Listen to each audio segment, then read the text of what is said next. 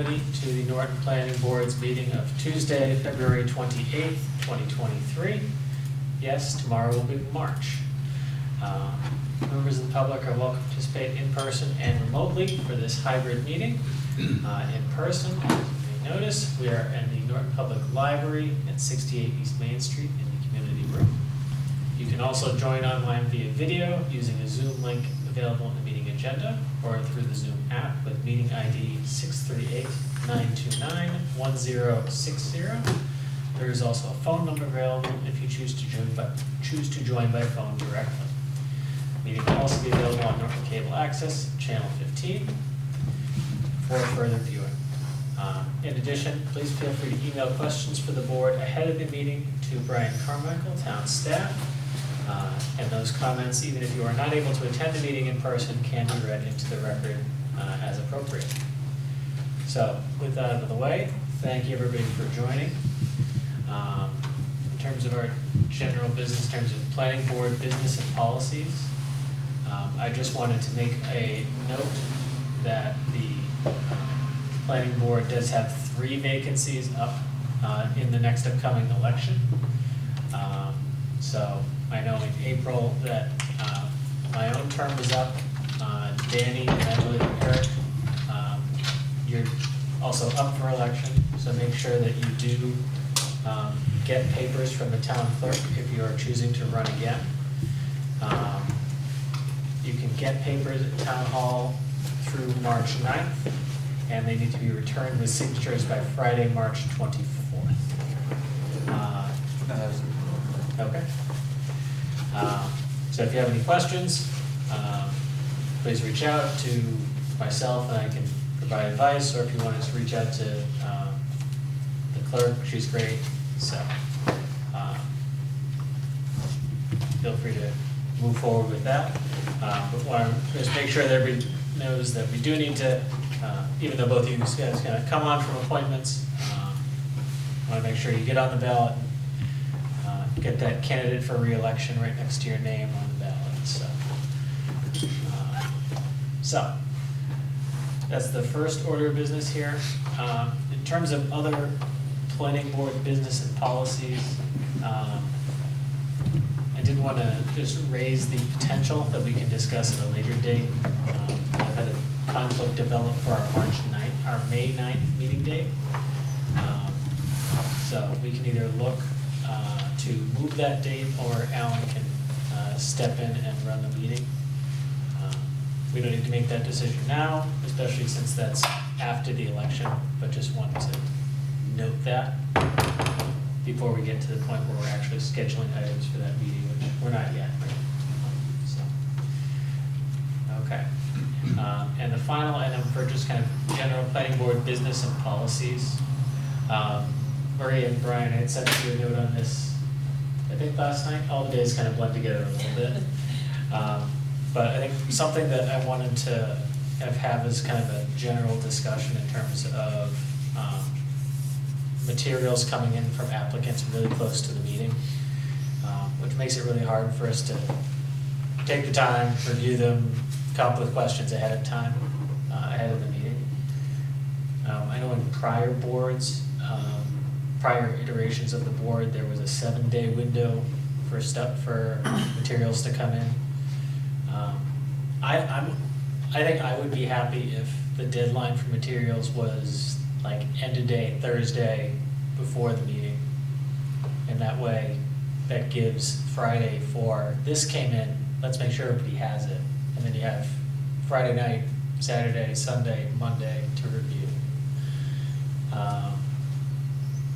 Obviously this is we're kind of at the mercy of the applicants a little bit, but I think that with communication we can get there. Maria and Brian, does that seem something that we can kind of work with? And yeah, I think if we are able to do end of day Wednesday, that would give me, because I'm not here Fridays, I would still be able to get a memo to you in time by Thursday night, so you can read it over the weekend along with the plans. Okay. And I think if the applicants are not able to turn in the documents by end of day Wednesday, then we're gonna send them a notification that they're gonna be continued to the next meeting, maybe? How are you gonna deal with that? Yeah, that's kind of the how firm do we get with it. Continuing the entire thing to the next meeting, I think feels a little bit harsh, depending on what we're waiting on, especially. I almost view it as, if the materials come in after the deadline, then the board members may not have a chance to review, so that may postpone a decision or something like that. Okay. How does everybody feel about that? I agree with everything you just said. Okay, yeah. And obviously, I have no issues if, like, the document that comes as late is a document from like a peer reviewer saying everything's all good. Yeah. It's kind of, especially it's those documents where it's, okay, this is 20 pages of stuff that I need to read critically and think about. I just want to make sure that, so the first step is we're all on the same page. I think, Brian and Maria, I'll just ask you to try and reach out to the applicants that are on the meetings for going forward and just kind of laying that out, requesting that they get the material in. So, Yep. Thank you. Of course. Okay. With that out of the way, in terms of planning board business and policies, bills and warrants, Brian, I know we did have a couple of bills for Verizon and WB Mason. If anybody would care to look through the purchase of printer ink, please feel free. And those will go through the payroll, the accounting process as appropriate. We did not have any minutes to approve for this meeting, so I'll skip that item. And with that, the first item up on our agenda here is an A&R endorsement, number 18256. This is for Fernandez Circle. So I'll let the applicant come up and speak to the proposal. And Brian, I can already see you're getting ready to share this up on the screen, so I'll stop talking. And please, sir, if you could just introduce yourself and give an overview of the project. Sure. Good evening, everyone. My name's Steve Withers, attorney and applicant on behalf of property owner Catherine Murphy. This is for property on Fernandez Circle, right off West Main Street, 123, right by the North Houston Savings Bank building, essentially. And really what this is doing is this is undoing an A&R plan from 2019. And it's combining what is currently two lots, parcels lot 3 and lot 4 and parcel 3 into one lot, which is now parcel 2. As you can see, parcel 2 meets all the zoning requirements. It's plenty large, has plenty of frontage, setback and side yards and whatnot is fine.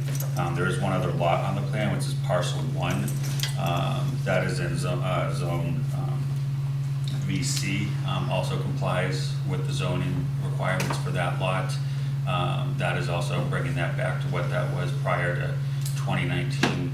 Just as some background, the reason for this is when the plan was approved in 2019, creating lots 3 and 4, it changed the boundaries of parcel 1, and what happened was parcel 1 wasn't actually entirely owned by Catherine Murphy, Catherine Fernandez, and so the title to that property became invalid because she didn't own the entire parcel 1, and so this is putting it back as it was prior to 2019, so that this new parcel 2 can be sold. It's a primary residence, a single-family home.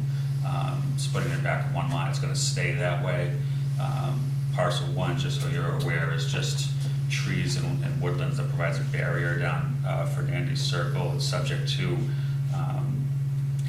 restrictions between the owners of the 4 lots on that, so there can be no building or anything on that. Okay. And Maria, I know there were a few different iterations of this plan that went back and forth to make sure that we were Yes.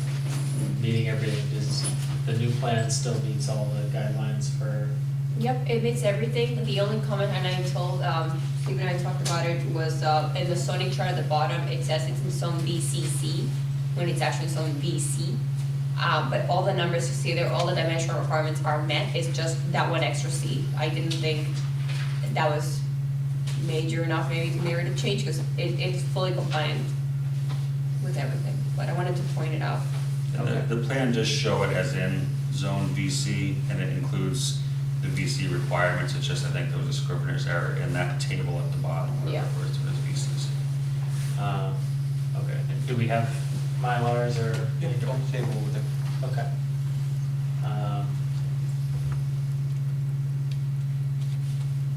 Okay. Would the preference be to have a new Mylar with the typo removed, or just mark the Mylar with the strike through of that letter?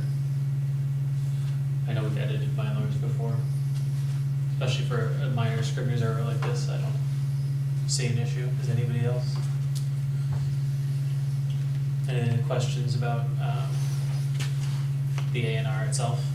I do, if I could, Mr. Chair. Give Is some input. Fernandez Way a public way recognized by the town? It has, it's Or not been Fernandez accepted Circle? as it's a private way, it's not separate. I may be interpreting this incorrectly, but I don't think it's entitled to an A&R if it's private. Well, when was the road built? I'm not sure of that off the top of my head. I know the plans were built, I can take a quick look. The homes were built quite some time ago. Showing, house number 1 was built in 1958. The A&R says we need to meet 3 critical standards. The first of which is it has to front on one of 3 types of ways. The first being a public way that the clerk recognizes. The second is a planned way, meaning it's not yet built. The third is a way in existence when the subdivision control law became effective in the city or town in which the land lies. Our subdivision control law came into effect on April 5th, 1952. I don't think the street was built prior to 1952 and is therefore not entitled to an A&R endorsement.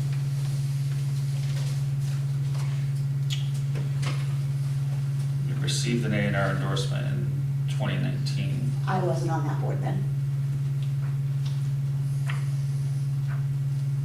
I mean, I would have to do some research as to when the road was actually built.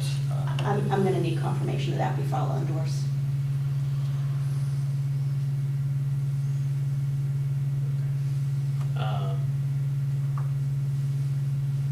So if it's a private way, not a public way, does parcel 1 connect to Route 123 or no?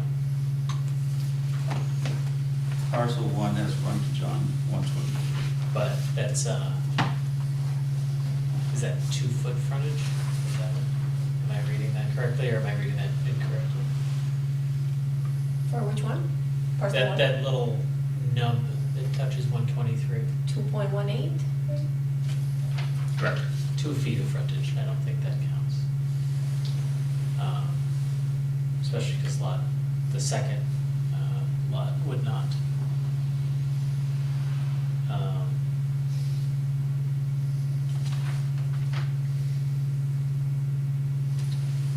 Okay. I do not believe that is something that was discussed when the prior A&R was endorsed. Yeah, so it was, I admittedly was not Possibly the involved with street it. was built before 1952. I don't believe that was discussed as a consideration. If it,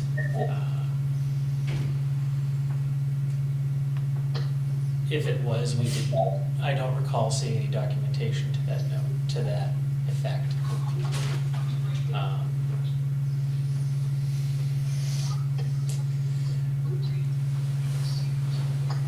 In the, let's see, if we're not meeting the A&R thresholds,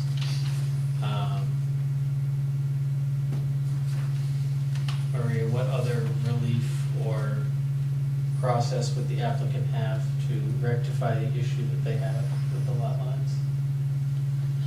To my knowledge, and I was discussing this with the Registry of Deeds last week for another thing, the only issue to change lot lines is to do an A&R or a survey. Things can be tied together into a deed, but you can't really sell them together. I think it has to be a recorded plan with the registry, and I don't know of another way other than an A&R for it, but I can certainly ask either council or circle back to the registry. Yeah.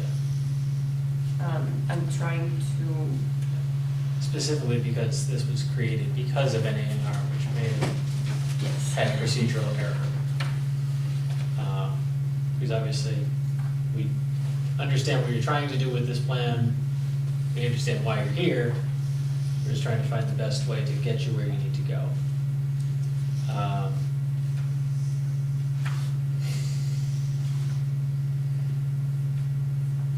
me Maybe see. we void the 2019 A&R and it goes back to the way it was? Is Do we that- have that capability? I am not sure if we have that capability, that is the question.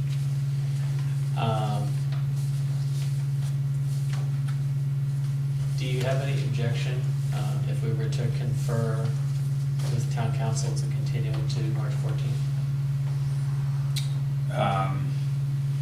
I can say that all parties are anxious to get this resolved, but if that's, the only option to get this resolved, as quickly as possible, then I'd withhold my objection. I wasn't involved in the 2019, so I'm not sure what was discussed at the time. I know in discussing it with the engineer as to what the issues were at the time and creating this plan, it was not something that was raised with me as being a concern. So I don't know if that means the road was there in 52 or if it's just something that was overlooked. But this is so a house lot can get sold because it's clearing up title. So there are parties that are anxious to get this resolved as quickly as possible. Okay. I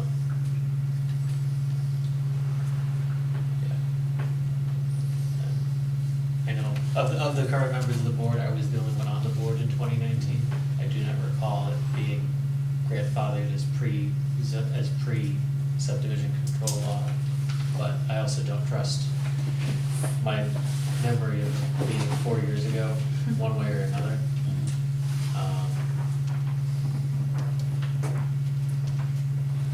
Can we find the minutes for that meeting? We can look for them, certainly.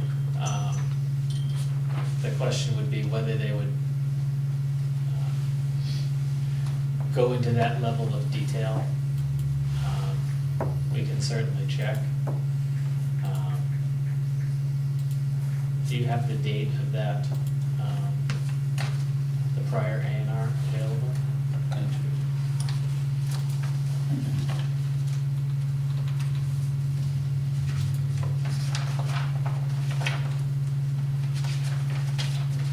There's 2 dates, July 30th and August 6th of 2019. So it looks like it was signed on Recorded August 7th. Here it is, minutes of the 6th. There is no details in those minutes.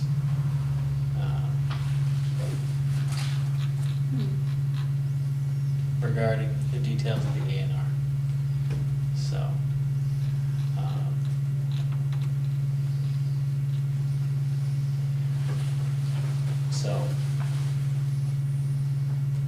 Could check Norton Media.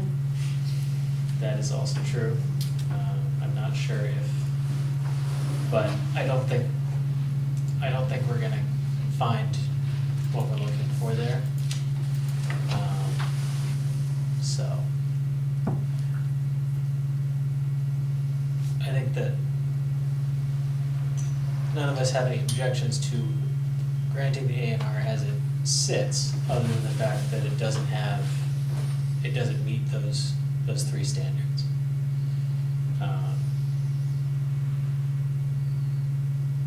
So, I think that the two options are either do it anyway and fix our mistake, or defer to town council and try to rectify it at our next meeting. I don't see a middle ground there. This is restoring everything to the pre-2019 A&R. Which is essential, this is what the A&R in front of us is attempting to do, yes. There's no other differences. Sorry? There's no differences between the plan that you presented and the 2018 plan. The only difference is that the plan before 2019 had 2 lots, parcel 3 and and lot 4. This makes it 1 lot, but the dimensions of the 1 lot are the same as those 2 lots from the prior plan, prior to the 2019 A&R. 2019 A&R changed the boundaries of the 2 lots because the lot line actually cut through where the house was located. That's something that we discussed for, if you cut through a house, I'm not sure an A&R can regulate that because we don't have authority over zoning compliance in an A&R. But also that's encroachment in 20 years, and if that gets sold, that's gonna be a lot of legal issues. And the moment that would get approved, it will be a direct zoning violation. We'll have to go through that process. I found something about private ways, but I don't know if it's helpful. Okay. This is from the A&R handbook. A statutory private way is a way laid out and accepted by a town for the use of 1 or more inhabitants pursuant to Mass General Law, Chapter 82. It cites a case and says that it was argued that a statutory private way was a public way for the purposes of determining whether a plan was entitled to be endorsed, approval not required. The court found that such a way was not, as matter of law, a public way for the purposes of subdivision control, and that the development on a statutory private way would require planning board approval unless it could be proven that such a way was both maintained and used as a public way. I don't know what maintain means, like if there's a, Does the town plow the road? What's that? Yes. The town does not plow the road. There's a common use agreement in the registry of deeds. So the short version of what I read there, Maria, is that this type of private way would generally not qualify for an A&R, I don't think it does, so, unless it was built before 1955, or 52. 52. Yeah. Which is feasible, given that it's Fernandes Circle and this is Norton. Yeah. And it's not, it's within 6 years. I don't know if you build a road without doing anything on it and leave it there for 6 years, but it's possible. Yeah. But we don't have proof of that, so. Our 2 options, again, I think are either to endorse the A&R as a way of rectifying a past issue that a prior iteration of this board, myself included, nobody else made. Sorry. That's okay. Or deferring to asking Maria and potentially town council what avenue for relief the applicant has other than this.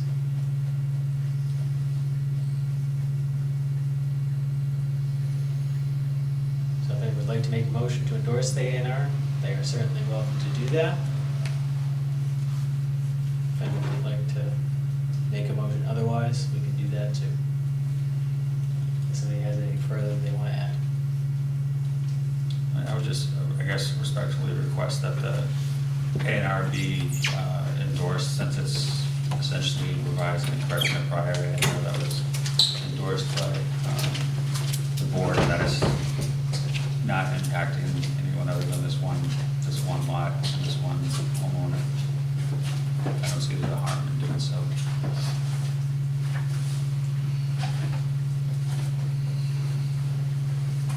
Can I ask the question of, in 2019, had this been determined, what is the relief then to subdivide? Then they need site plan review? Is that it? Outside of an A&R process, Marie, would a site plan be the correct process? You mean to change lot lines? Yes. I think a site plan doesn't really change lot lines, it just shows you existing, conditions of a lot. I don't know if you can do it to merge things. So it- No, but in 2019, this was to separate. So how do those two lots get separated in 2019 were an A&R endorsement not available to them? I don't think they realized it wasn't available to them. I understand that, but hypothetically, what would have been the process? would it be a subdivision? I think a subdivision might be appropriate. Because subdivisions can front private ways, so. But then most subdivisions don't have access. And you would have to create access, but I don't know if that's the trend or a hard and fast rule. But I can either ask around or check with town council tomorrow and see how we can rectify this. Maybe more comfortable checking with town council.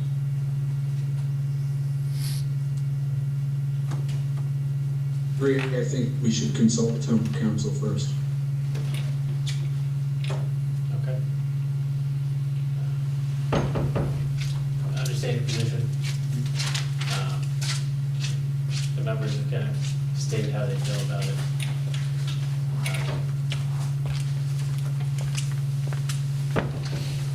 Well, what else did,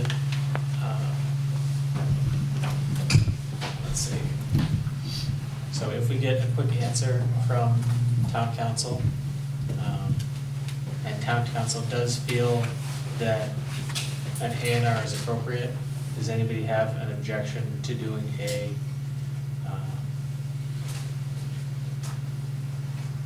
let's see, actually, no, so we have to continue to attend to a certain time and date.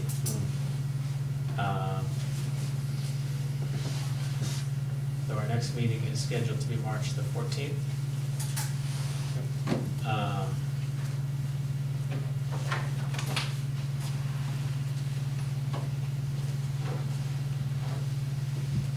Does it make a difference whether it's the 7th or the 14th, Steve? The 7th would be preferable. Does anybody have an objection to a one-off quick meeting on the 7th if town council determines an A&R is appropriate? No, I can do that. We would just need quorum to be there virtually or in person and signatures. That way we could potentially move it forward quicker than the 14th, That's good. again, to make up for, Make it a 10. okay. Yeah, it's fine. No. Thank you, everybody.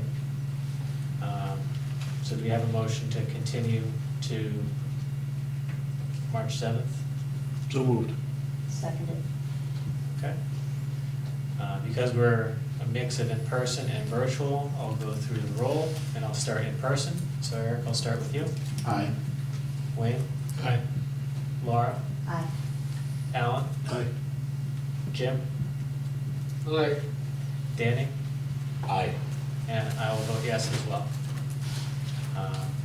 So we'll do our best efforts to get a quick answer from town council and move forward as best we can. All right, thank you. Okay.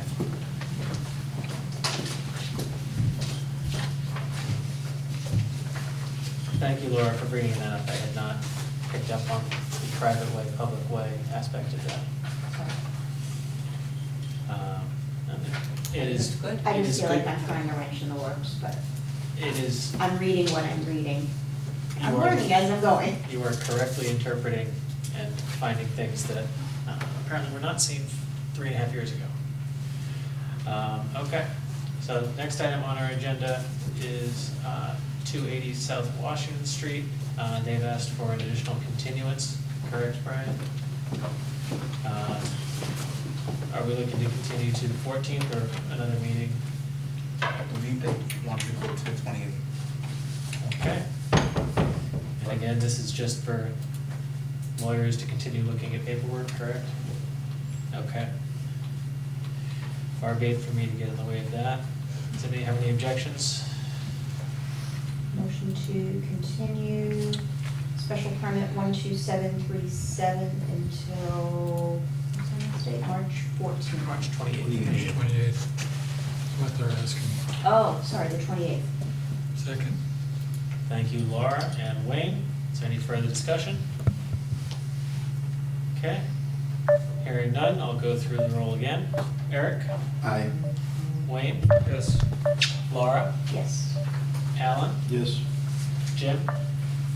Aye. Danny? Aye. And I'll vote yes as well.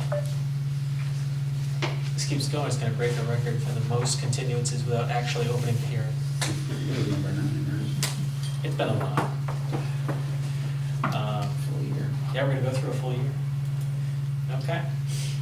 Next on our agenda is continuation of special permit 17104, 0 King Philip Road. I know we had some additional documentation come in related to that application. And I believe we have members of the applicant here joining us virtually, correct? That's correct, sir. My name's Elliot Bray. I'm the attorney for the applicant. Along with me tonight is Chris Lucas and the applicant Timothy Parker. Thank you, everybody.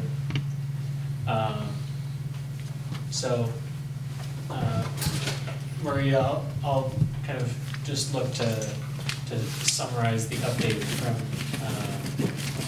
Horsley Witten's perspective, who did a review of whether this would be considered building in a floodway, and their short answer was no, correct? Yes. Okay. Because all the drainageways that could potentially, or in theory, carry water, or not carry water year-round. And the man-made drainage ways were also not significant enough to pose a challenge to the site. Okay. And they did go through the compensatory flood storage as well, and all of those numbers make sense? Okay. So, I guess at that point, we are back to where we started with this original application of the site plan, the special permit as it is for the construction on this lot. And Brian, if you want to just pull up the site plan itself.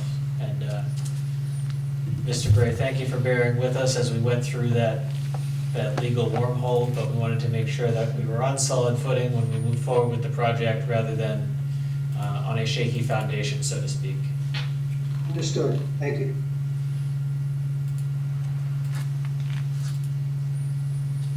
So again, this is 0 King Philip.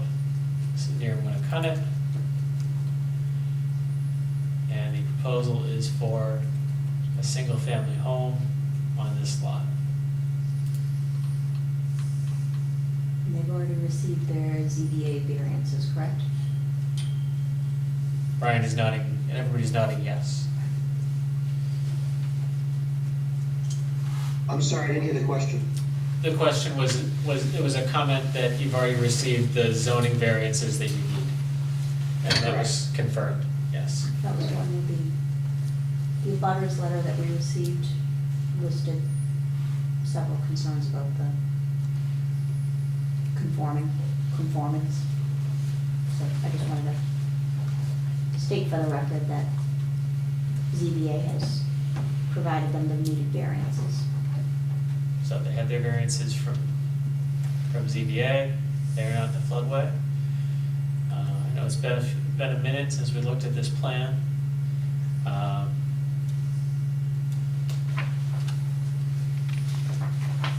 Mr. Gray or Mr. Lucas, is there anything else that you wanted to add in terms of a commentary about the site as it is, or about the project itself at this point?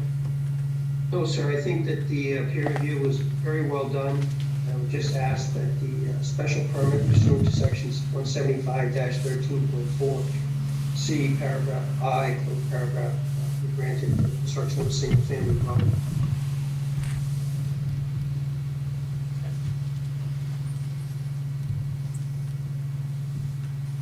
And Maria, is there any open items from your perspective related to this project, or did Horsley Witten cover everything? Horsley Witten covered everything. That was the last item that we had to check, and I had discussed this with both the building commissioner and conservation agent. They both have experience in like floodway management, and they both said that as it is, like everything was done right. There's no other way they could have fit in the lot, and they provide all the storage they would need. The next step is just for them to see the building plans and, analyze things from like a smaller scale, but this is perfectly fine with us. Okay. Does anyone have any additional questions or comments at this time? Again, because this is a public hearing, the first motion would be to close the public hearing, and then there would be a potential motion to approve with or without conditions. Any abutters on the line? Thank you, Laura, for reminding me. I'll just open this up for comments from members of the public. If there's anybody in person or anybody joining virtually who would like to speak related to the Zero King Philip special permit. I don't see anybody getting up behind me in the room. But for this project or any other, if you'd like to speak from the virtual meeting, please unmute and introduce yourself. And if there's multiple people, please use the reactions function in the Zoom meeting as best you can. And now that I've rambled for 30, 45 seconds to a minute. Motion to close the public hearing. Okay. Thank you, Laura, for the motion, and Eric for the second to close the public hearing. Is there any further discussion on the motion to close the hearing?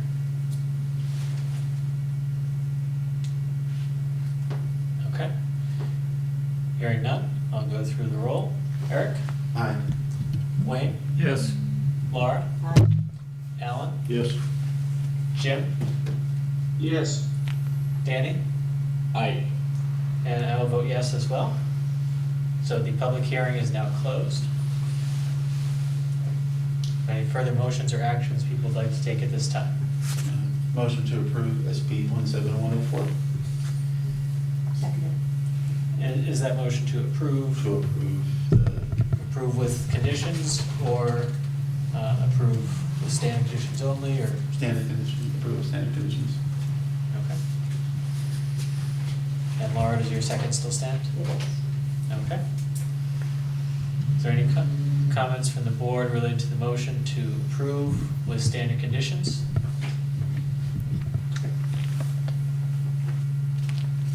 Okay. Eric? Aye. Wayne? Yes. Laura? Yes. Alan? Yes. Jim? Yes. Danny? Aye. And I will vote yes as well. So, thank you, everybody.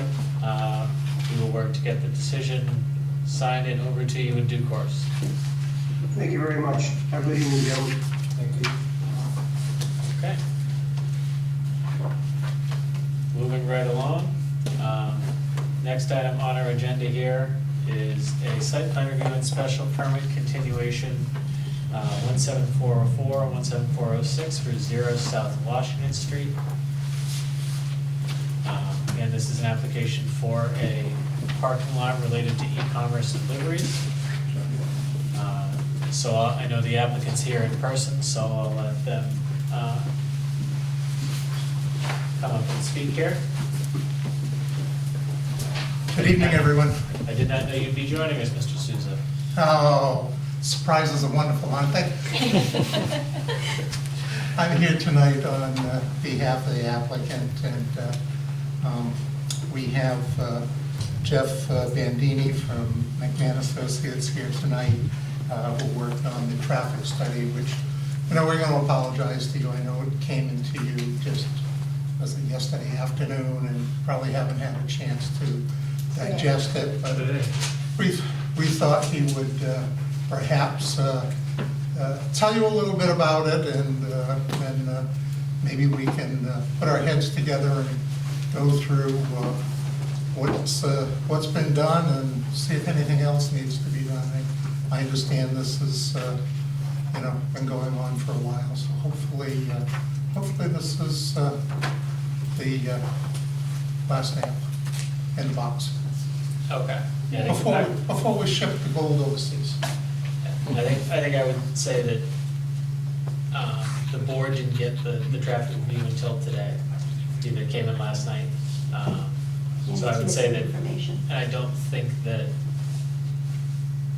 I'll speak for myself, I don't feel like I've had enough time to read it critically. I'm certainly open to hearing the McMahon summary of the findings. I understand, right? That's why I let off of, I know it came into you Yeah. late, I understand. Yeah, no, I no. sat on the planning board in Seccong for 5 years, I fully understand. Yep, no, I hear you. So, but you you have the ability here to question Jeff about how they reached their conclusions, and we'll let you maybe mull things over. Sure. Yeah, I believe there've been some other potential changes to the site plan, correct, in terms of widening the lanes and making it EV ready, correct? Is that something that I had seen? Yes. Okay. And I also know that there were issues, I know you wanted deer-resistant plantings and to, shall I say, plump up the buffer, and they've tinkered with the location of the entrance and all kinds of little things. By the way, white pine's the only thing that works. Everything else I put in my yard, the deer eat. Hungry deer, okay. Do you have a preference as to who you'd like to lead off in terms of site plan revisions, traffic review? Let's do the traffic first. Okay, let's go for it. Thank you. Thank you to the members of the board for having me this evening. Again, Jeff Bandini, project manager with McMahon Associates. We were tasked with putting together the traffic impact study, which, again, apologies for the late notice. But I'm going to go over some of the highlights just for your use in case you do have questions while we go along. I see you do have it up in front of you. Before I jump into the specifics on our data collection and some of our findings, I do want to mention that, and not to steal one of my colleagues' thunder, but we did work diligently with our project team, kind of in concert with developing the data collection and findings with respect to the traffic study as it relates to the site plan. There were some issues potentially with the access to the site. Previously, we had developed some recommendations based on our knowledge of the area and some traffic engineering principles, and also understanding the board's concerns with respect to vehicles entering and exiting the driveway. We also understand some concerns with abutters related to the proximity to the site, to the potential residents, so we wanted to locate the driveway as far away from them as possible, and also wanted to locate the driveway across from the 176 South Washington driveway to limit the conflict of vehicles turning in and out of the site. So just wanted to preface the discussion on the traffic study with relation to that at first. So the first thing we want to do is understand the scope of the study area. Our office, thankfully, is located right around the corner on Miles Standish Boulevard, so we do happen to know the area very well, which is advantageous for our sake. So the first thing we did was develop the scope of the study area. We wanted to include the 3 intersections that we felt would be the most impacted by the proposed development. That being the intersection with North Washington and South Washington to the far northwest, the intersection with Hill Street, and then also the intersection with Plain Street as well. And of course, the intersection being, the proposed site located to the far southeast of that. So what we wanted to do is develop a data collection program. So what we did was we collected turning movement counts at each one of those 3 intersections on a typical weekday, and those were done back on February 8th. Understanding that February is not the most heavily traveled month, we did seasonally adjust those traffic volumes based on Mass DOT standards. We increased the traffic volumes by 3% to give us an average condition. We looked at the average daily traffic along the roadway, which also helped us develop an understanding of vehicle travel speeds along the site frontage, so that we would be able to potentially clear vegetation if there was an issue with sight distance, both approaching the driveway and then for vehicles exiting the driveway as well. As you can see from the table you have in front of you, we did measure the vehicle speeds along the roadway to be 43 miles an hour. That's 85th percentile. That's the speed at which 85% of the vehicles are traveling at or below. Most of the time it is above the speed limit, and happens to be so in this case as well. And that's the primary metric that we use to evaluate the minimum and recommended sight distance by AASHTO. So we did an inventory of the study area as well, to determine if there are any sort of deficiencies within the study area, and developed some crash data analysis based on the latest 5 years of data available from Mass DOT.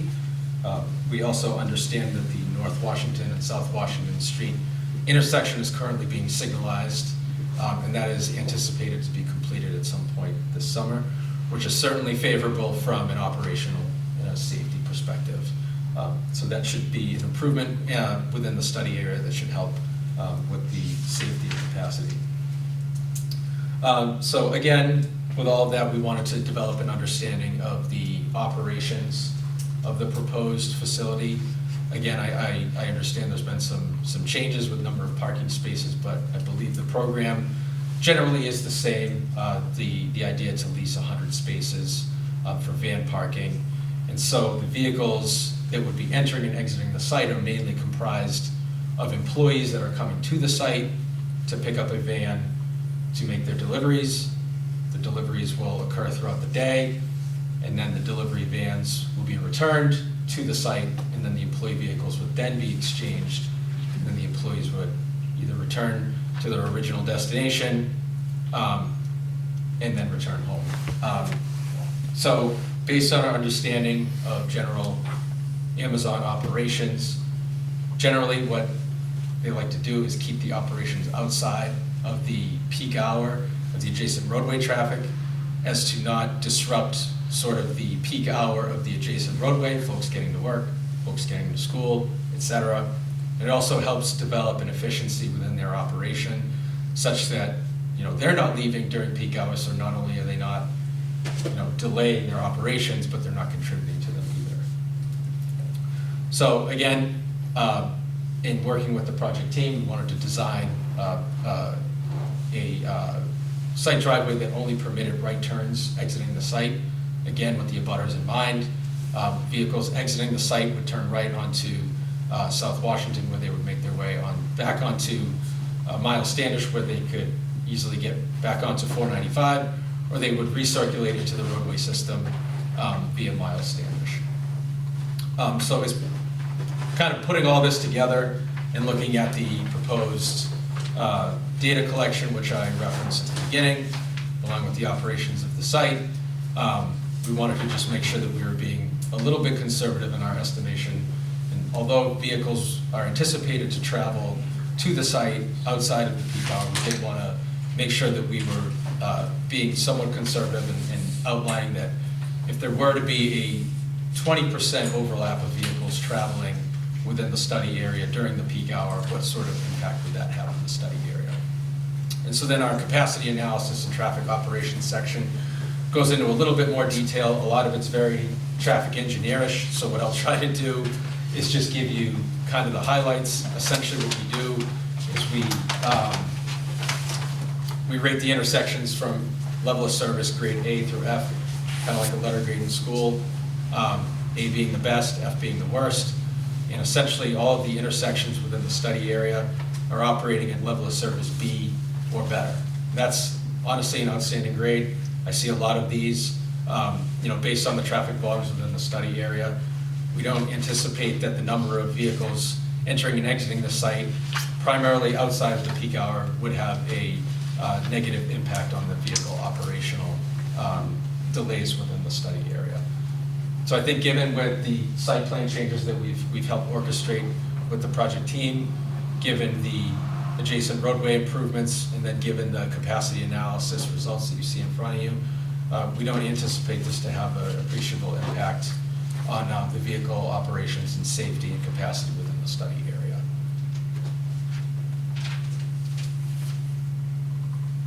I'd be happy to take any questions or clarifying thoughts from the board or from the public.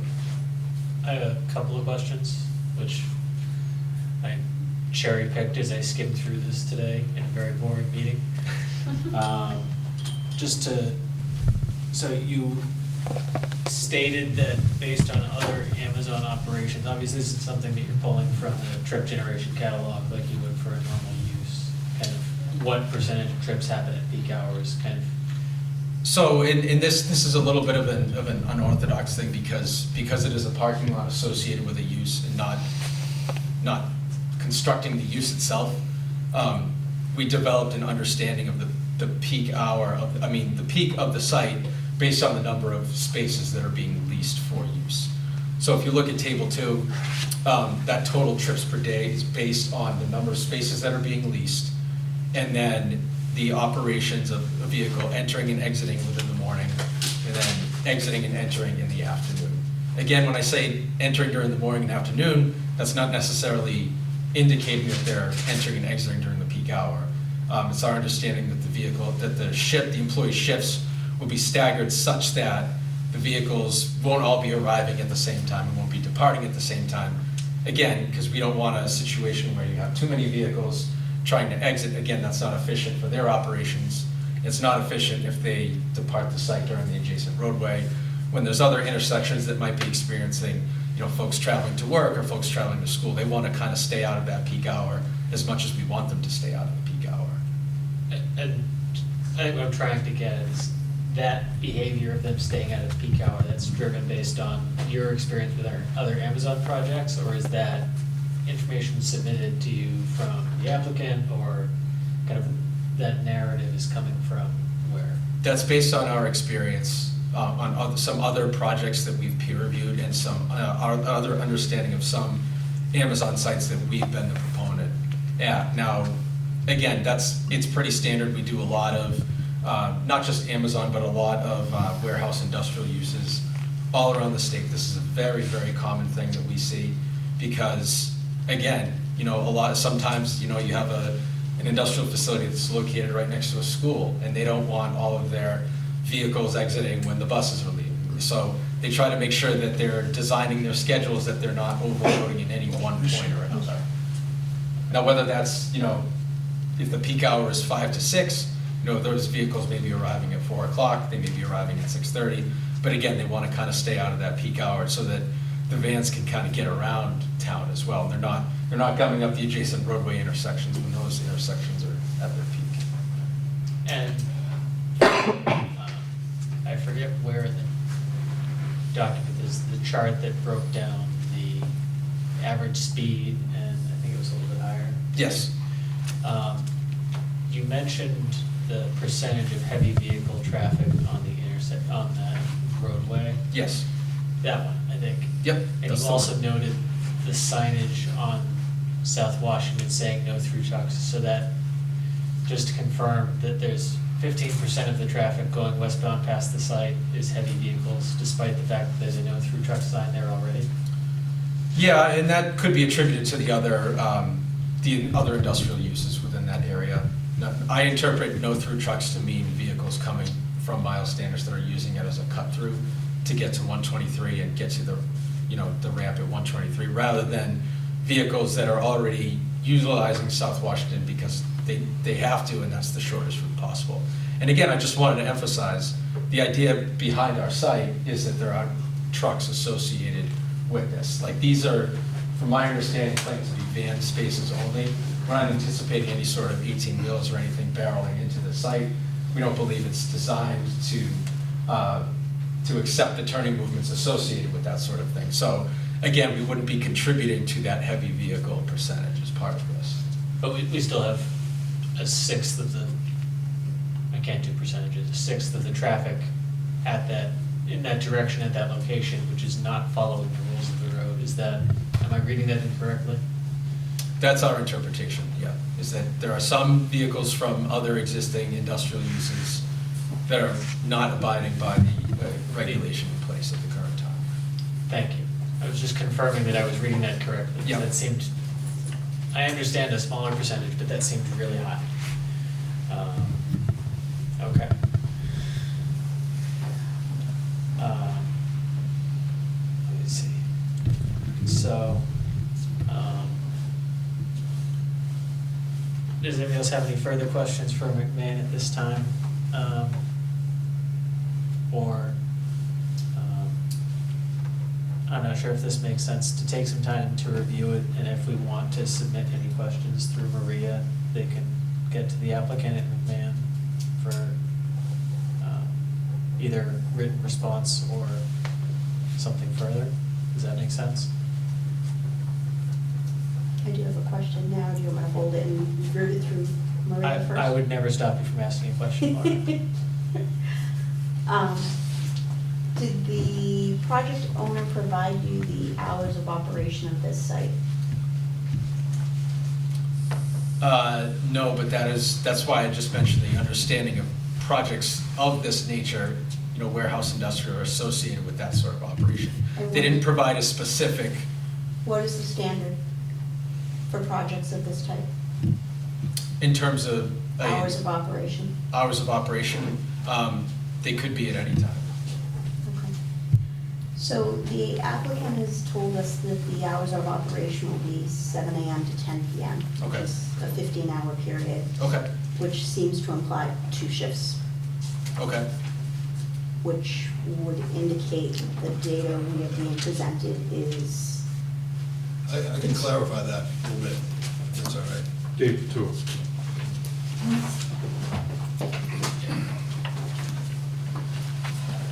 By all means. So I have spoken to the people at Amazon and some of the drivers and the people that operate and manage the drivers. And they told me they want them off the road by 9 o'clock at night. And they start after the rush hour in the morning. So it's really closer to like maybe 8:30, 9 o'clock till no later than 9 o'clock at night. okay. But you would still infer from that you could accommodate 2 shifts of workers in that time frame? Well, I believe we were told to expect 2 shifts. I don't think they really work on shifts. From what I understand, they go out, and these guys are working by the hour, they're trying to feed their families. and But is they- 100 people going in and out of that parking lot today an accurate number? Worst case scenario, Worst case scenario, 100 people. worst case scenario, because there's 100 spots. Right, but if you, And they if there are may. 2 shifts, you've No, doubled the there's really people. not 2 shifts, it's more, these guys can work 10 or 12-hour shifts, and they have up to 60 hours a week to work. That's what they're allowed to work as truck drivers. So they are allowed to work the whole day from whenever they come in after the rush hour, or the buses and all that, and then they want them off the road by 9 o'clock. What So is the typical shift time frame of an Amazon van driver, please? for the typical shift, like I said, from 8:30 or 9 in the morning till when they run out of packages. Depending, every day could be different, and the season could be different for how busy they are. So at Christmas? Yeah, Christmas time, they could be busy. Summertime, they could be dead slow. Okay. But there is the potential for there to be 2 shifts of 100 people No. taking those vans. No, not 2 shifts, no. No. To paraphrase, what you're suggesting is there are 100 people, 10 of them start at 8, 10 of them start at 8:30, 10 of them start at 9, 10 of them start at 9:30, on for the next 3 hours, and then they stagger off the same way at the end of the day. And each person owns his own van, so these are owner-operators. Okay. So if the one person is gonna be driving that van, he doesn't get out and then give it to somebody else. So a shift may, like I said, can last up to 60 hours a week, which is the most they're allowed to drive, any truck drivers are allowed to drive. And it could last from, like I said, whenever they come in, and they'll stagger them, because they can't load them all at the same time. When they pick them up, they can't all go over 100 or whatever, can't go over to Amazon and load them all up. And then they'll load them up and they'll work till they're done, but no later than 9 o'clock at night. And again, there may not ever be 100 cars parked here. This is just capacity, this is built capacity for worst case. Amazon always builds over capacity for what they need. And this is just to allow for worst case scenario. There probably will never even be 100 vans in there. Was it not mentioned at a prior meeting that Amazon was looking for another lot for vans to service this warehouse in this vicinity? Not by me. Not by anybody associated with this project. Laura, does the staggered schedule account for kind of that window where you thought that it would fit 2 shifts in there? To an extent, I still think it's understated. Okay. Well, like I said, each person owns their own van, or they're assigned a van by the company that they work for, which is a small outfit that may have, it could be one person that owns a van, or it could be one small company that owns several vans, up to 12, or whatever they have, depending on how Amazon's good at setting up owner-operators to work, So, private contractors for these things, like myself. so is that safe to assume then that for every van, there's only a single driver? That's exactly what I'm saying, yes. Okay.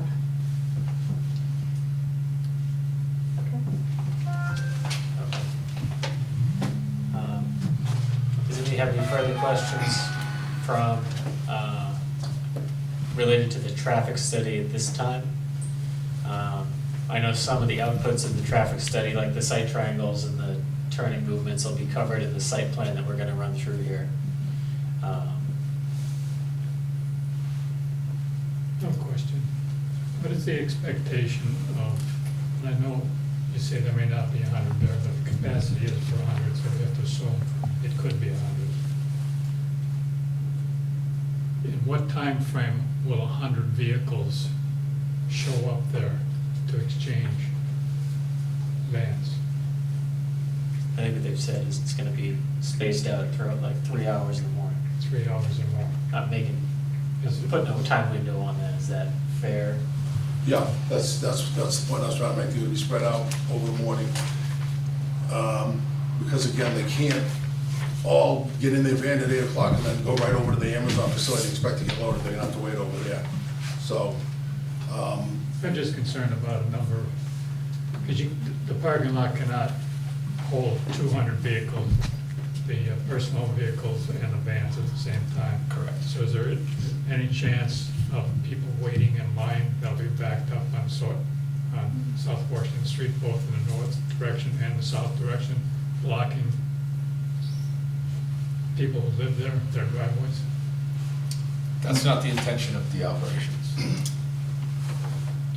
Do you feel the internal movement of the site would allow for minimal backup onto on the street? I believe that there will be minimal backup on this because the way that the site is laid out in terms of there won't be 100 folks trying to come and go at the same time. We understand the concern, but I don't see that as being efficiently operational from the perspective of the drivers or the Amazon facilities themselves. Nor is it realistic to presume that all of these drivers are going to return to the parking lot at exactly the same time. That's going to be, in many cases, pure happenstance. When they run out of packages, depends upon how quick they are, how many packages they have. I mean, the whole concept here is to have something that flows, to provide parking for vehicles, for people who are driving there in their own personal automobile, parking it, getting into a van, doing their deliveries. I mean, that's, to the extent that you can make an attempt to plan to disperse this out, that's certainly what we're trying to do here. I have one other question. I know we've talked a lot about no left turn for the Amazon trucks. Does that also hold true for the personnel leaving the lot? Yes, it does. I don't know. I think that's part of the It site probably plan makes more change. sense for, I can comment on that. Sure. There absolutely is gonna be a curb there, Yep. the right turn only on the way out, which puts every car that leaves, or every van that leaves, and then the cars afterwards, through the industrial zone. No cars will leave that place and go through a residential area at all. They won't be allowed to, they won't be able to. Because where that driveway is located, if you take a right, it's all industrial from there, all the way up to 495. So there's gonna be a curb that no left turn will be allowed, signage and curbs, instructions, and part of my agreement with Amazon.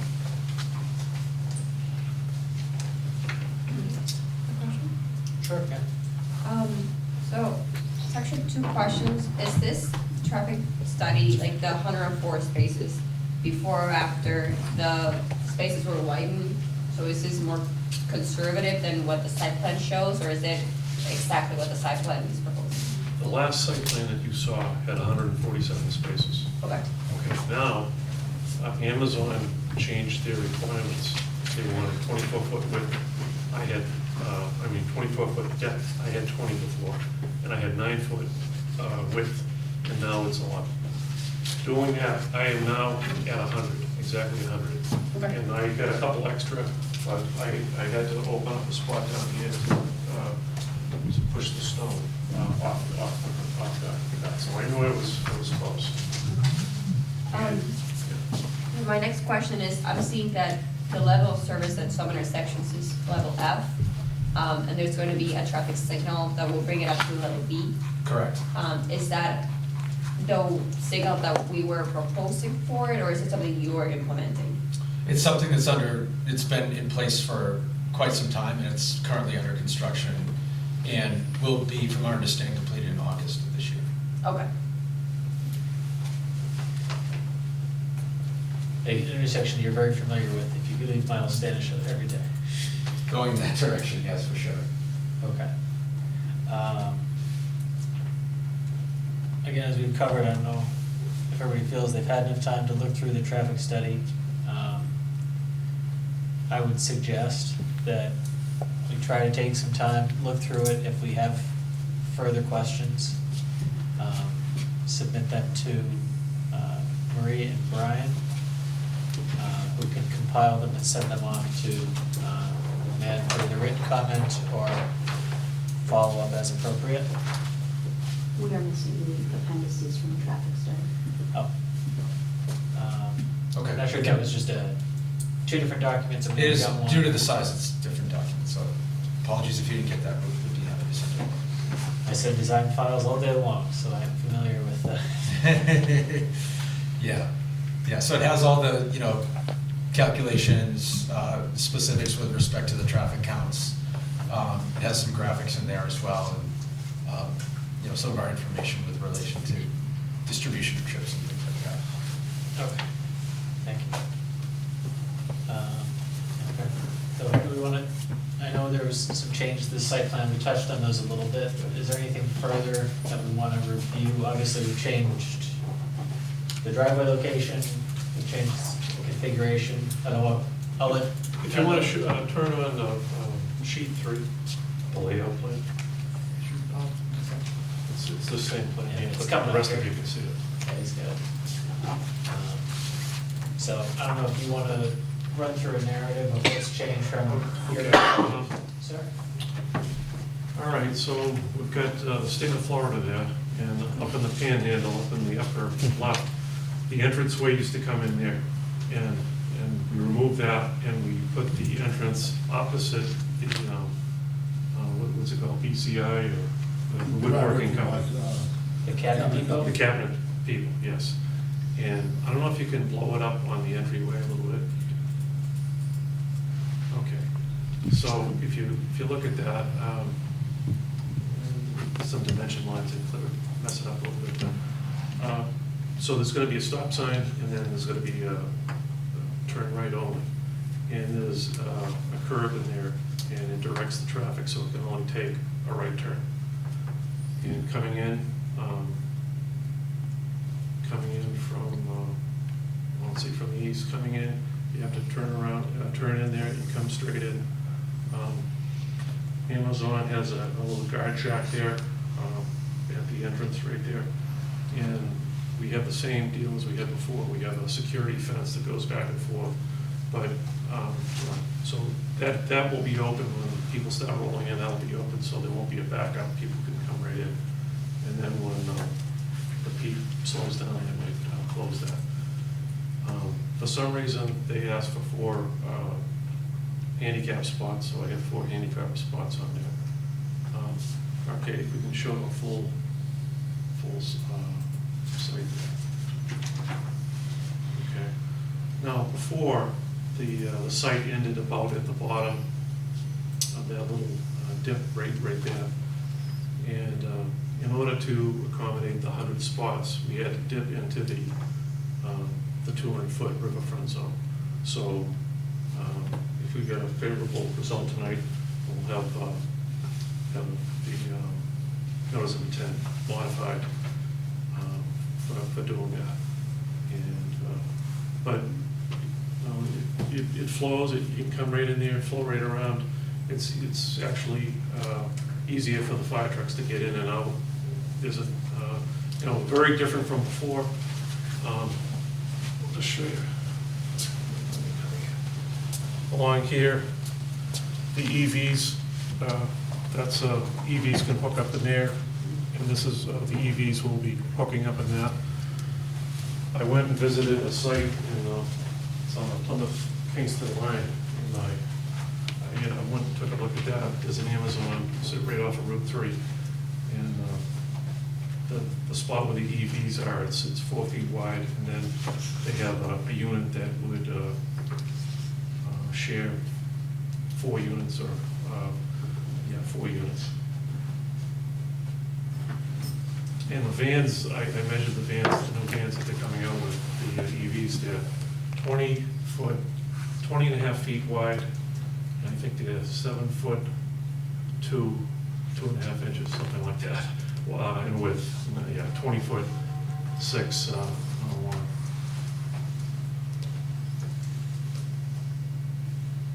But it all flows. There's plenty of room to turn around. There's no issues with it. Also, besides that, they do have a walkway. We have a walkway on the left-hand side. That's the walkway there. So people, if for some reason they have to get back up to the guardhouse or something, they can walk up and run over. But I don't know, it's very clean looking. Why don't we go to sheet 7?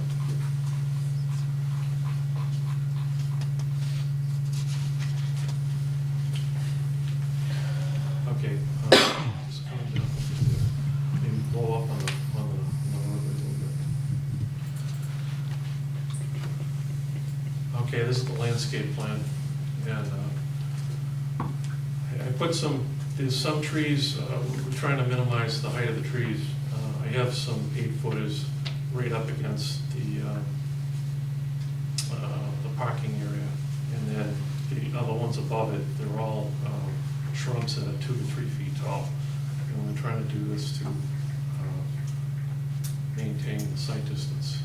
And I think Jeff had mentioned that we're going to have to do some pruning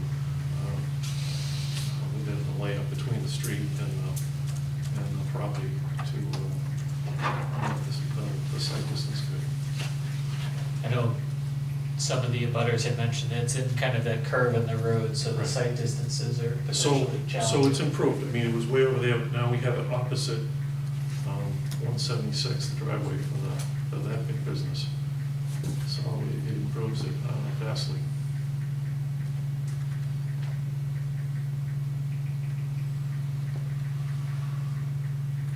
Okay. And are there other changes that you wanted to review at this point? Tesla, the Tesla plugs? Oh, well, that's it, the EVs, they're along the edge, and in the middle, back up to sheet 3. Yeah, so, where there's 22 spaces on the far right. That whole line is, EVs can fit there. And then in the middle, you have 18 and 17. That 4-foot strip is where the humans will sit to charge the vans. That's where you're gonna have about 5 miles of electrical cable buried in concrete, that's. Yeah. And there's all, and at the top, you also have, right above that, you have spaces for the EVs also. Yeah, so we'd initially asked if they were looking to do electric vehicles, and you'd said no, and Well- they changed their mind on you apparently. Yeah, I mean, I was dumbfounded, yeah. I was given certain criteria, I did it, and then they changed it about a little over 2 weeks ago, I guess. And here we are. But it's a very clean looking plan, pretty easy, pretty. Okay. Has the fire department signed off on the new site plan? This is, it's a lot easier to turn here. I don't care if it's easier, I'm asking if they've seen it and signed off. No, on it. I will give it to him, I'll send it to him. But I had gone through, I talked to him, I met with him, showed it, and this is a lot easier. And one thing on the planting, where the hydrant is, I left a little opening there where the hydrant is, so they could easily get to the hydrant if something should happen. Okay. We mentioned the island at the intersection there. How high is that island intended to? It's, it'll be a 6-inch berm there. Okay. And concrete berm on Cape Cod? I was gonna do bituminous, but, I mean, if we had to, we could do concrete.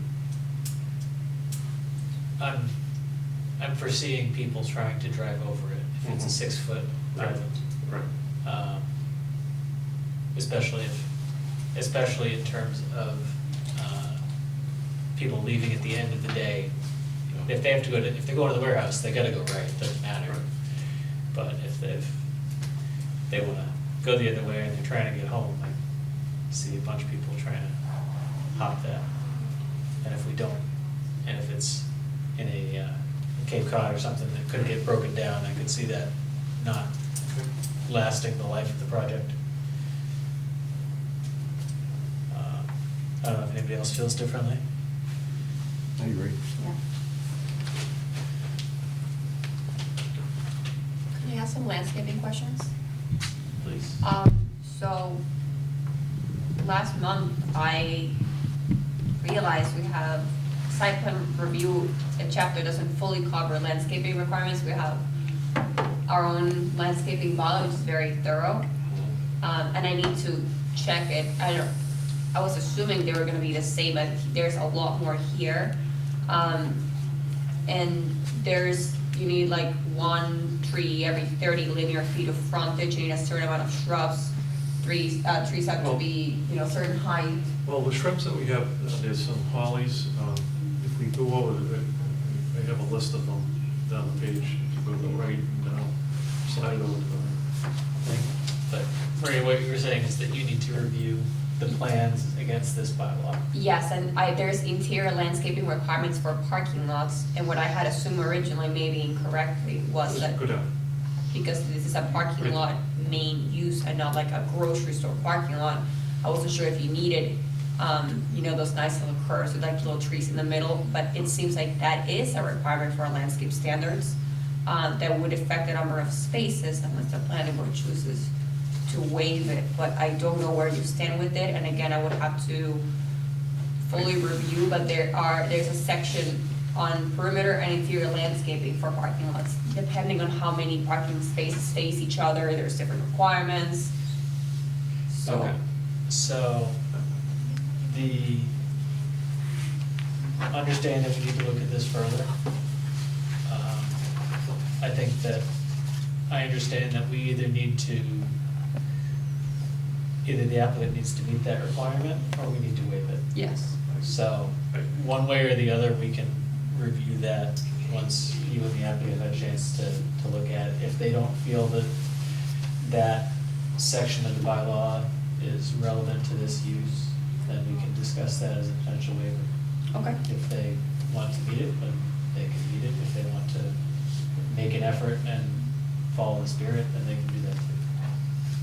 I mean, this is a bunch of van drivers coming in here, they're not looking to see. Yeah, it's not Stop and Shop. You or- know, this isn't a destination, this is he comes, parks his car, and he drives off, and he's not smelling the flower, he's not cutting flowers to bring back to his wife, you know, so.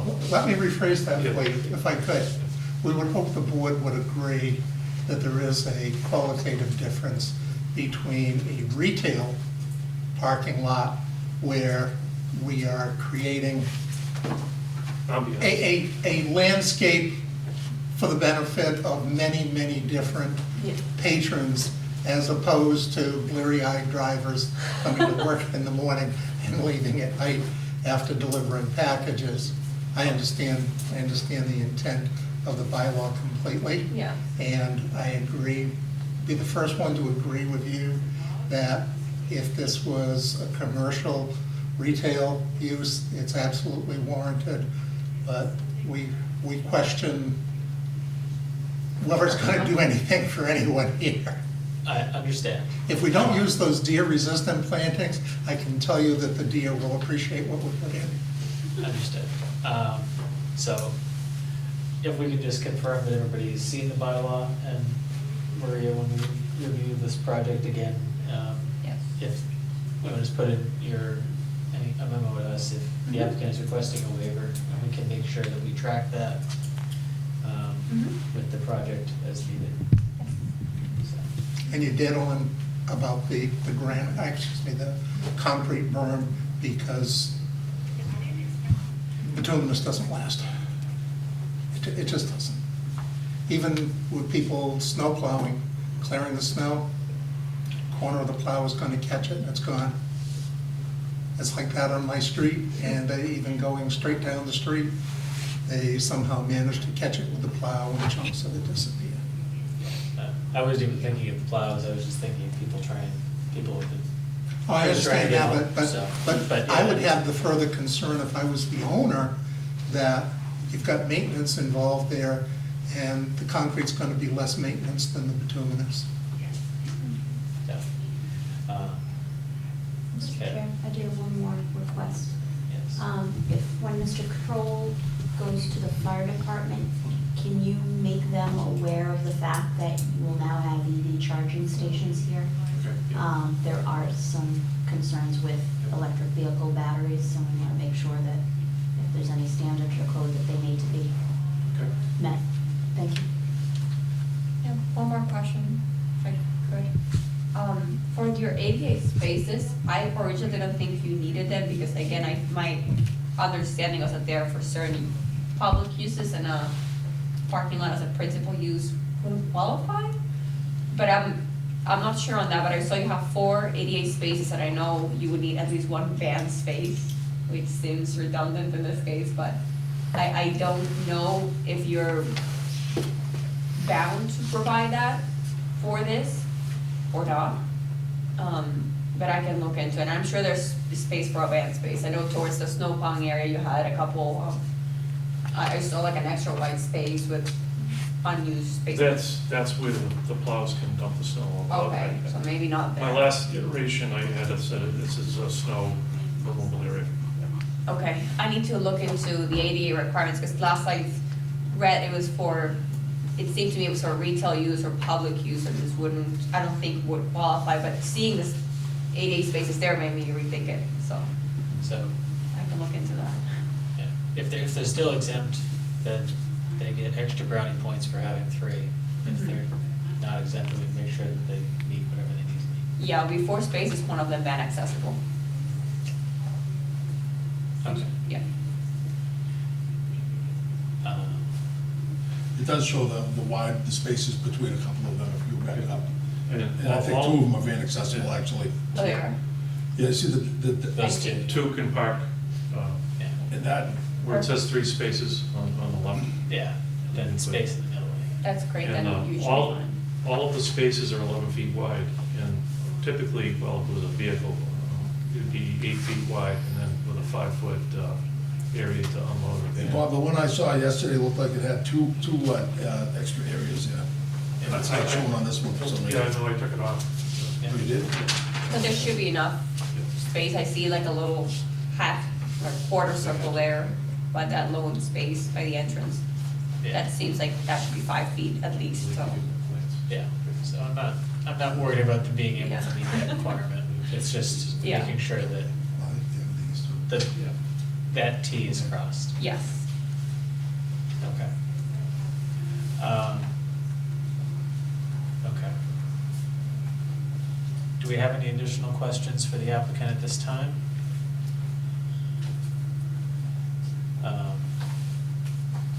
So I know we mentioned that we wanted to take a look at the McMahon report and send any questions through Maria to the applicant.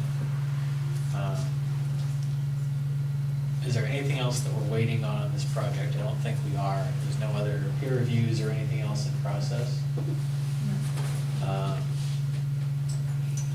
So given the board review of traffic data and maybe a little bit more on the site plan as well, there at one point we thought that this was gonna be continued tonight.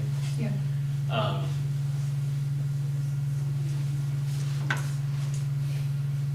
Our next meeting would be on the 14th. Obviously, I don't want to put you on the spot and having to respond to things quickly in terms of, I don't think we're gonna ask any questions that are gonna require you to go to the moon, but, obviously, I'm sure the applicant would prefer we continue to a sooner meeting rather than a later meeting. Absolutely. I've yet to have an applicant. Every applicant always wants fast, you gotta know that. I've yet to have an applicant say that they'd like to wait.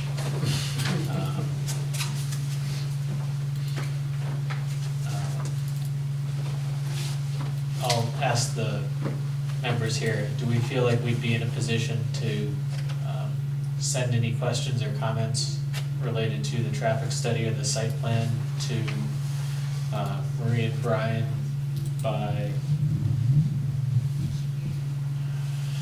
the 3rd or the 6th, which would potentially give us time to get responses back before our next meeting? The Wednesday before the next meeting. Yeah, I'm trying to, if I was gonna go with that, I would say the 3rd, but that only gives us 3 days.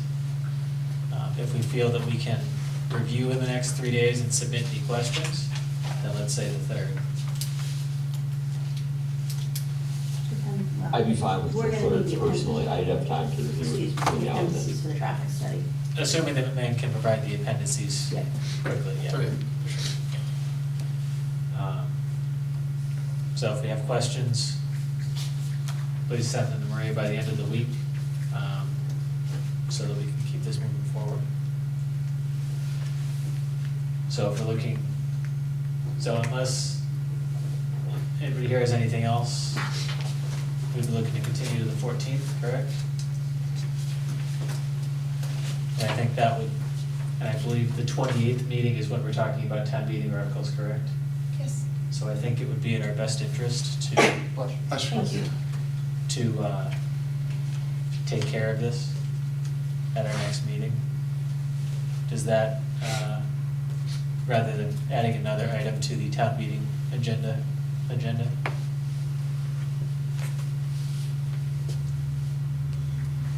Motion to continue SPR 17404 and SP 17406 to March 14th. Seconded. Okay, thank you for the motion and the second, Alan and Laura respectively. I'll go through the roll here. Eric? Aye. Wayne? Yes. Laura? Yes. Alan? Yes. Jim? Yes. Danny? Aye. And I will vote yes. Thank you very much, everybody. So much. Thank you. Have a nice night. Thank you, everyone. Okay, Have a good evening. thank you. Okay. We have one item left on our agenda this evening. This is SP 17942 for 43 Charlotte Avenue, and I can see the applicant is already here. Waiting, I have a lot of things going on at home, so. I apologize. Know how that can go. So I'll let you go ahead and just, Well, all I want to do is, we purchased it, it was supposedly an in-law apartment, except our property card actually said two-family, but it wasn't legal. And so the contractor, since the fire, is doing all the changes to make it a two-family. Some things we can't do right away. They don't have the breaker boxes available, things like that. So at least the stuff on the inside of the house, because the house was so gutted, that he was able, perfect time to make it for the future. I know we had a neighbor not questioning wanting a two-family, it's like, it was a building, we're not changing the building, we're just moving in there so it'll be owner occupied. so it had an in-law and it was listed as a two-family, but Yeah. it wasn't. I don't know who did that, but yeah. And then they changed the property card, I think when we did all of this, it came out, and all of a sudden it got changed, so. Okay. And Yeah. Maria, I know you had given us a summary of, because the flood zone basically cuts through where the property We is. have a big question about that, and I can't get our surveyor to agree with me, but on the plan that shows the flood zone going across, we have a front bay window that bumps out from the house, but the foundation is quite a bit in. So I questioned, we were gonna have maybe Nick Ifrades come out to look, because the flood zone, the foundation isn't over that, it's the overhang. If you look at the picture, and that's not I don't think that's the same picture I have with the front bay window. It doesn't show where the foundation is, it just shows where the bay window goes over, and that's cantilevered over the foundation. So it's not in the ground, that part. The foundation is, but it's back because it's square. Yeah, So I don't know. yeah, I'm not, that is a level of the details that the building commission would have to deal with, that I'm not sure I'm Yeah. comfortable being in his shoes on, but. The contractor is trying to get another surveyor and ask the architect what we'd have to do out the back to be able to comply if we have to. But I think it's been overlooked, that window makes it look like on the form, it's on the floodplain, but guess what? The foundation is how many feet into the building? Yeah. I didn't even think about that when they did it. Yeah, I'm not sure how that would reflect kind of the letter of all the flood zone regulations, so. Well, it has to be an X and not an XE, I think it is. Well, if even a portion of AE touches your, like even if it's a little corner, the entire building is a compliant building. So even if the window did take 10 square feet, if any other part of the building is still there, we would still be in construction in the flood zone. Unless we shave down the corner of the foundation. But that's like half, 30% of the I house. think it's what? Isn't it like 30% of the house is in the flood zone, right? Or that's what it looks No, like? it's just that corner. There's no landscape. I think, Do you have the right, that looks like a different map. This was the one we had in the file, but then we had. Yeah, It wasn't- no, see, that's the thing, the architect, I came know up there were with two. another, but that's another meeting, isn't it? He came up with another survey. The one that we had in the meeting, the old one, it was the A, so it's just like a little corner of the house, that was inaccurate. You I actually. thought that was the right one. No, if you look at the FEMA maps online on the government website, it's actually like 25-30% of the house is in the flood zone. So those are the ones I that are. have to look back at that, I thought that was the new. but just from a, one Showed it. I have that plan, this one. yeah, if, So Ah. different sheet. so, I'm not sure. But That doesn't look like, I mean, I finally got the one from the surveyor, but that has nothing to do with the two-family, right? right, so, Yeah. Maria, if I could try and summarize your notes here, which, thank you very much. So, because it's in a flood zone, the regulations prohibit any improvements exceeding 50% of the market value of the building, Yes. which doesn't include all of the fire repairs. It's so in order for that to happen, basically the repair would bring it back to base of what it was before. And then you wouldn't be able to improve it 50% beyond that in terms of the costs. So the basement is the only part that's lower. I'm not talking about lower, I'm talking about cost. Cost. And it's, so that's the issue, is you can't have what falls under the guidance of a substantial improvement in the flood zone. So it's based on, the cost to repair is one thing, everything else on top of that. So if, I'm simplifying here, if the house was worth $200,000, that's not the right number, but it's simple for math. You can bring it back to that $200,000 value because it was a fire and all that. What you can't do is any improvements more than $100,000 on top of that. That's what the flood zone rules say. The flood zone says that we have to move the heating system out of the basement. That's part of that as well. Yeah. So any of those costs hit your 100,000 improvements. That's the So- only thing Nick has told us that we need to do, because the house is what it is, and because the cost of nowadays, it's going to cost more, it has to cost more. Right. So, I can't stop the house and live in it unless it's done. right, repairing it to as it was doesn't count against that 50% improvement threshold. But we haven't changed the footprint of it. It doesn't count on the footprint, it counts on everything that's going up. So, where that becomes a challenge is itemizing that in terms of what was repaired and what is new. We need both. Unless you want to go through the minutia of being able to show that you're not gonna exceed that 50%. And being able to split those costs out is a pain. So you're saying I can't move back into the house? I'm not saying that at all. How are you going to put the insurance was 400, let's say 450,000. So you would be able to get it back to 450 or whatever the base case was, and then you wouldn't be able to improve it more than 225 on top of that. So the whole cost would have to be under, You'd have to break it out and separate the costs between what was the repair to get it back to pre-fire and then what is on top of that.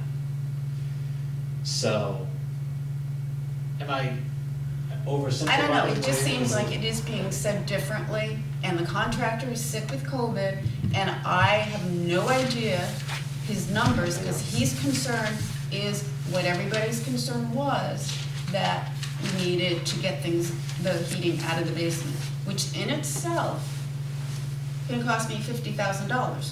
So I have to spend what I have to spend to make it livable. So, Maria, I'm not sure if I short-circuited some of your baselines around kind of the regulations. Do you want to try and?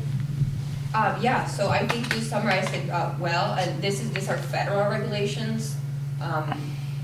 You know, so we can't grant a waiver for them, but what the building commissioner asked was you need to get an architect to write a code review of the existing building code and the international building code, how you currently comply and how you currently don't comply. You need an elevation certificate, you need to show that the whole first floor is above flood elevation, so there's, and I can send you a list of this, it's our notes from our conversation last week, but. Last week. Yes, so 215. But the thing is, if you exceed 50% cost, like after you repair your house, you can only improve it up to 50% more of the assessed value. So if your house is 500,000, you can only improve it or add another $250,000 more. Well, that doesn't sound like that's outrageous. No, it usually isn't, but if you were to exceed that, it's not a hard no. But if you exceed your 50% threshold, now you need to bring the entirety of your house up to FEMA regulations, which could be very expensive. So, let's go back to the 450,000 that I'm rounding it as. So, you can repair it up to the 450,000. Doesn't that, you don't need us for that at all. Right. To turn it, the But permit if it- is to turn it into a duplex or a Well, two-family. No, that's not what's costing us. But that's what the permit is for. The permit is for a two-family, yes. We, to grant that, we need to know that you're not going to exceed, that you're going to, when you build it back up to 450, and you're going to improve it further to make it a duplex with the junction boxes and whatever else they need to do for that, and move into the utilities and things like that. So, for us to grant that and not cross over whatever the federal government has in place for FEMA, you can't be adding from your 450 up to more than 675. Yeah, okay. So we So just if have you- to have if you're gonna numbers. stay, Yes. right, exactly. Numbers to say that from the $450,000 home, or what the insurance claimed it at. You're not going to end up over 675 Yes. with your assessed value and added costs and improvements. If I could also make a recommendation? Yes. I Our would- big fear is the actual what to do about the basement. That's up to the architect, according to the building commissioner, we cannot give you a recommendation, that would have to be their professional opinion. On the flood level, that was the surveyor. But the architect is the one who would know flood code and would help you know where to put the furnace, for example. I mean, I can't have the contractor here as COVID, I'm gonna have to, and your list would be helpful because he needs to be on this. I can send you the list. Yeah. Laura? If I could offer a recommendation, don't go by the insurance value. Figure out, get an assessment for the house because they're saying market value. So if you bring that house up to the state where it was prior to the fire, you need an assessment on that, and it's not the insurance value. It is more than likely going to be something higher. You want to make sure that you know what the market value is, because then Which it would gives be you more, helpful for us. it gives you more room to work with. But like, that was brought up before, and it was getting very confusing because I can get an appraisal from a, You want an assessment. You don't want yes, you want an appraiser, get a certified residential housing appraiser. And they will use comps with buildings, Well, like buildings. how in is town. that different from a realtor, where you get assessed when you buy? Because they're a house? licensed. And then the building inspector cannot argue with the market value of a licensed appraiser. Yeah, it just gets a little tricky because there was no way that they can assess it, the house was burnt. We don't have pictures of it before burning. You'd have additional photos from when it was sold? Or the old No. listing, Mean for when I bought the house? potentially? I mean, that wouldn't be so many things that we did improvements on before the fire. Then I think this is a two-step process. I think you have to repair the house, and then you have to make the improvements to qualify for the duplex. Yeah, I don't know. So I don't It's- have to pay more fees here to get on a meeting again for you guys to approve it, right? I mean, it cost me $800 to come here, to have something put in the newspaper twice, for who reads it? That's the special permit regulations, I Yeah. understand. So I'm out of pocket another $800 because, I understand. and when we did this, it wasn't brought up that we needed to have more present because of the flood zone, just that the flood zone will have to be addressed along with the basement. That was it. Okay. So from a timing and meeting application perspective, Maria or Brian, can you confirm if they were to withdraw without prejudice, would they be able to come back without renoticing? Would they have to renotice? Could we continue the hearing instead? Yeah, can we put it on for a continuance? We need to continue it to a specific time and date. Okay. In terms of, I feel like if the contractor being ill is It's not, hopefully, yeah. it's hopefully a short-term communication challenge that we can work through.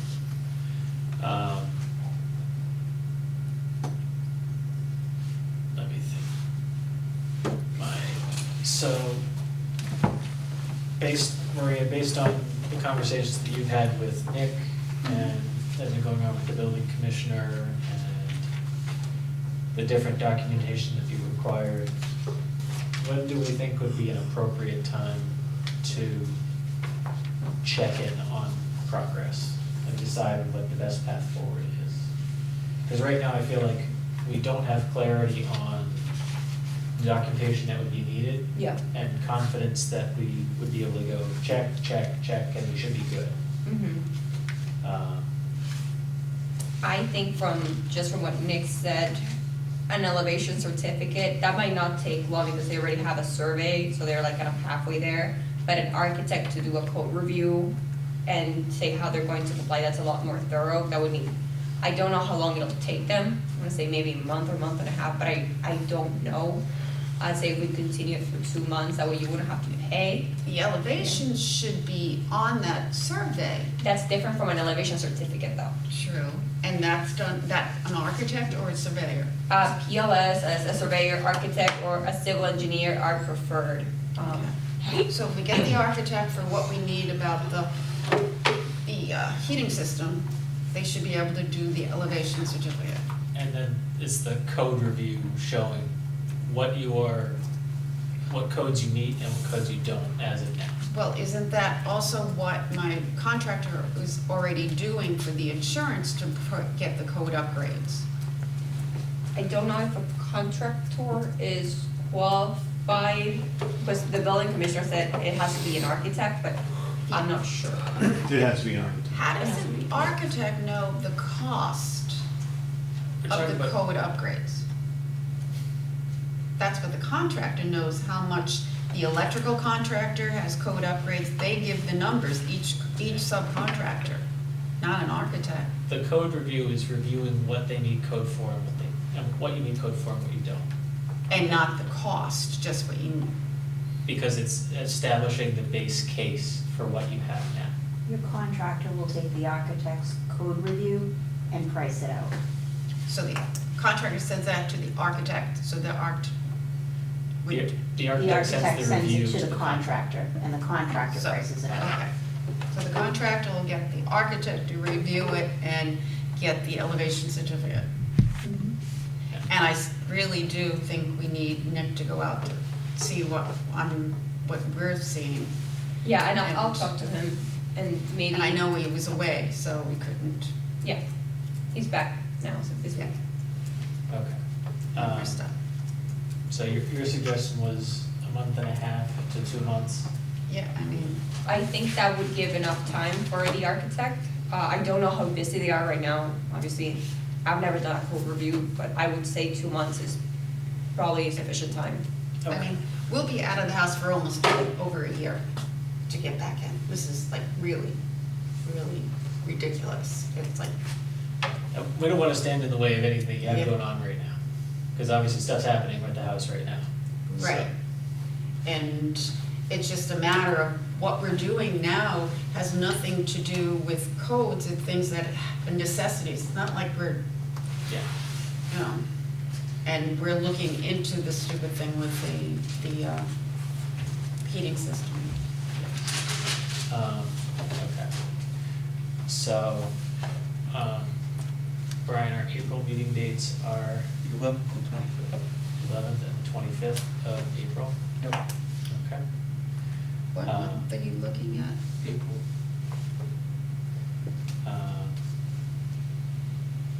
Do you have a do we want to say? I would hope, I mean, the 11th, that's almost our year mark. And if we don't get things going, we're gonna be end of summer, you know, I don't know, I'm exaggerating, but it's so devastating. I understand. So, Do we want to say the 11th? We can always continue. Then we can check in?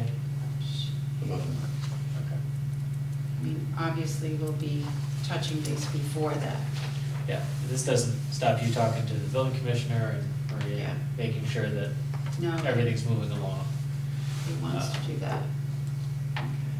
Okay. I'll send you all my notes from that meeting so you have them. Okay. Sounds good. Okay. So, do we have a motion to continue? So moved. Second. Okay, thank you, Laura and Wayne. Is there any further discussion on the motion to continue? Okay. Eric? Aye. Wayne? Yes. Laura? Yes. Alan? Yes. Jim? Yes. Danny? Aye. And I will vote yes as well. We're continuing to April the 11th on that item. That's the last item on our agenda. Does anybody have anything else? Motion to adjourn. Second. Thank you, Eric and Wayne. Any further discussion?